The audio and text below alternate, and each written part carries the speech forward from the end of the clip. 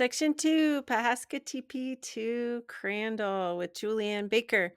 Turns out that spending the night at Pahaska Teepee was definitely the right decision. When I finally pulled the soaking bandages, or rather slid them off the rest of the gooey way off my feet, my blisters, one in particular, was filled with dirt and, the skin around it an angry red, which is not a good sign. So Julian helped me with some advanced blister techniques. And the next morning, the rain cleared. My gear was dry. My feet were doctored up, and my mood had a huge boost. So off we went into the North Absaroka Wilderness. All right, I'll walk you through section 2, starting at Pahaska Teepee on the east entrance road to the park along the North Fork of the Shoshone River. So this is our route, working our way up burned, scoured valleys that were pretty austere, but still very, very beautiful. Let me turn this just a little bit. So long valley to work our way up until eventually we climb up into the Silvertip Basin, which was spectacular and severe and impressive and all the things. And we camped down here a little bit before heading up towards the pass. So I just want to sort of draw in the scale of these peaks and mountains and stuff. And so our climb was supposed to go up and over, I don't know why my line is being weird, but up and over this pass, and then on to let me zoom out a bit, on to Sunlight Basin and Clark's Fork of the Yellowstone. We had a little bit of a snafu with that part of the route, which I'll talk you through later, but I wanted to give you an overview of that section to start. So mist and fog was clearing as we started out. And because we spent the night at Pahaska Teepee instead of hiking 4 miles the day before, our hike on this first day was a solid 12-miler. We started smelling that honey vanilla cigar smoke smell again. I narrowed it down to this plant, which I later looked up and discovered that it was called soap bush. So that was a fun thing to discover. We saw moose tracks, bald eagle, coyote tracks, lots and lots of coyote tracks. There was obviously an active pack around, and we saw one fresh bear track the entire way, but not much bear sign otherwise.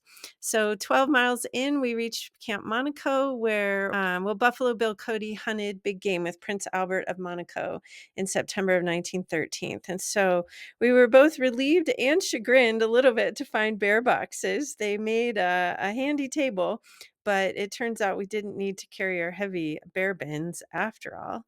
And coming up tomorrow is our big traverse of the steepest and most severe point on the route, crossing the ridge between the North Fork of the Shoshone and Sunlight Basin. And, the whole time, even though I mapped it out, I'm not sure whether or not there's a passable route, how steep it's going to be, what the conditions will be. And to be honest, I've been fretting about it a bit. So we set up tents just in time before a series of thunderstorms rolled through and happily took shelter, glad to be horizontal and resting after a 12-mile day.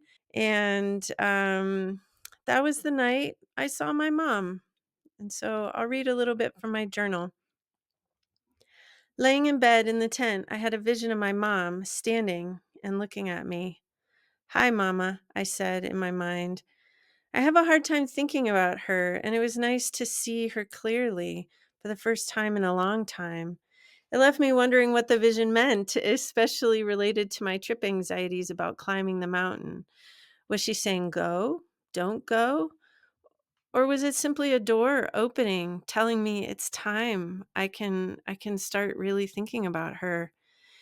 The idea of my mom is like something behind an opaque screen I simply can't see through, or a black hole hiding in plain sight but invisible to me. It's like my brain won't or wouldn't go there. She stopped being my mom, my friend, so many years ago that I kind of put that grief on a shelf for later. For when? Now? She died in December. Grief has its own timetable, I guess, and I've been grieving for at least a decade, like a slow burn that never came to a boil. I'd love to have an open door to thoughts and memories of her. I love her so, so very much, and she gave me so much of herself, helped me be so much of who I am today. Damn it, Mom, I miss you. I have missed you for so long, I barely remember not missing you. Time is fuzzy and it folds and works back on itself. I don't feel like I have anything of you to hold on to. My memories are slippery and I can't grab the ends. I wish so many things. I can't possibly write them down. Do you know I don't have a recording of your voice? Damn it. Damn it. Damn it. So that was profound, intense. Welcome.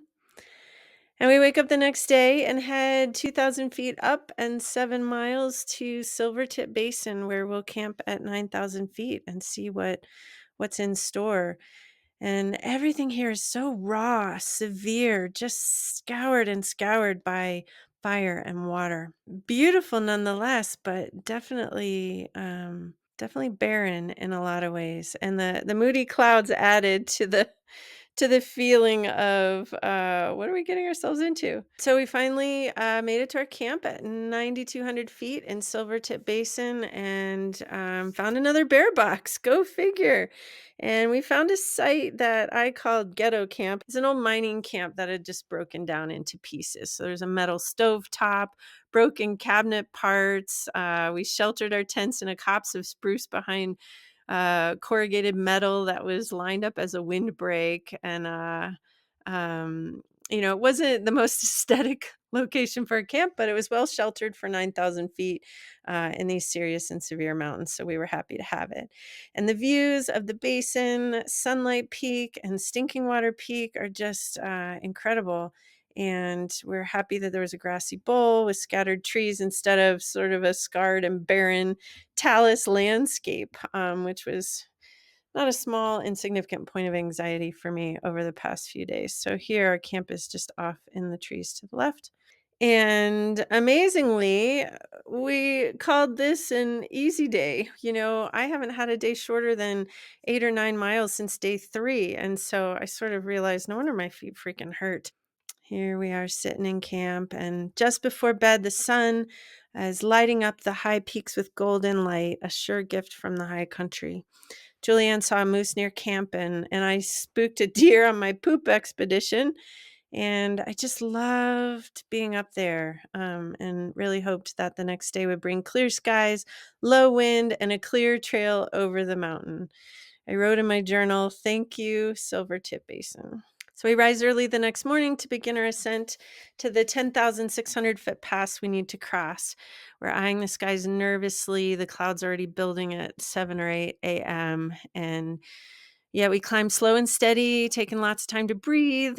Pleasantly surprised to find remnants of an old Jeep road from the mining days that was still intact enough to navigate our way up. And we're both ecstatic and nervous to be so high up in such rugged terrain. That feeling of isolation and remoteness was overpowering, and definitely that sense that the mountains just don't really care if you live or die. So we were just happy to pass through fairly unscathed.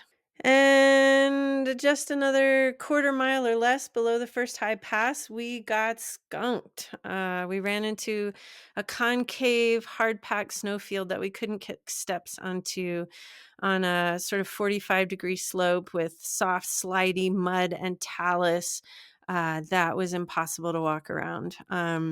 It was kind of terrifying, actually, trying to make our way across it and around. And so after quite a bit of deliberation and attempts to go up and around, sliding back down in the soft, loose mud and the rock slope, we made the difficult decision to turn back, which meant going all the way back to Pahaska Teepee. So 3 days out. So you can see here, if you look on Google Earth, how steep the terrain really was. So when we were trying to cross this ice patch, which didn't look like so much in the previous picture, it actually was quite a big deal, with a long, long run out. So it just definitely didn't feel very safe. So letting go of the pass and the next 5 nights in Sunlight Basin, the Hoodoos, Miller Creek, and Lamar was so, so very tough. I'll admit I cried and felt pretty down all day. Maybe someone more comfortable with exposure like that could have made it, but Julie and I would rather live another day to hike. So, all in all, it was a pure gift to be able to camp up high and climb even higher amongst those intimidating and very serious peaks. So, I'm glad for that. So instead, we turned around and walked 12 miles and 3,500 feet or more down from our climb back to Camp Monaco and on back to Pahaska Teepee to have Fred pick us up in a couple days. But there were raspberries and waterfalls and a big bull moose across the river, and was comforted by the idea that I could come back, and finish that section or a big chunk of that at another time. So that's what I held on to. Again, super tired feet. Some days are really great, some days are really tired. But at the end of it, Julianne's husband Fred, and her friend Diane met us at Pahaska Teepee for burgers and beer before driving me home for a couple days rest before the next leg.